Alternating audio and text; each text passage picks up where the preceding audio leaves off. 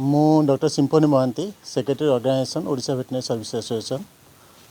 Actually बर्तमान problem होची आमर प्रथम पदोन्नति पाइबा आमको स्केल चेंज होगापे आमको मिनिमम पिला 23 24 25 वर्ष लगी जाऊँ।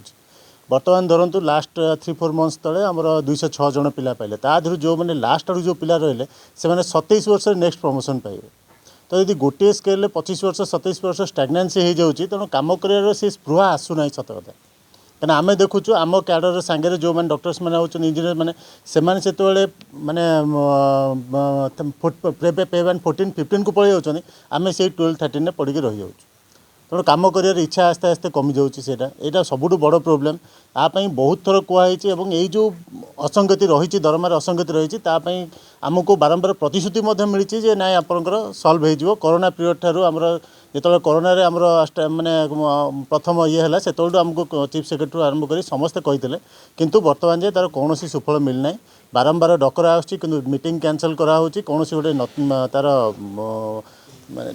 डिसीसिव ये किसी बाहर ना। तो से आम लास्ट दिखाई 4 तारीख ठार जो 4 तारीख भितर जो सरकार किसी तार उपयुक्त प्रतिकार न करती तेल आम 4 तारीख समूह छुट्टी जीव टोटाली एपाई आम आगतरा कहीदे आमर माने पाणीपालक मान क्षमा मागुचु। ये सरकार दायी रही आम दायी रही।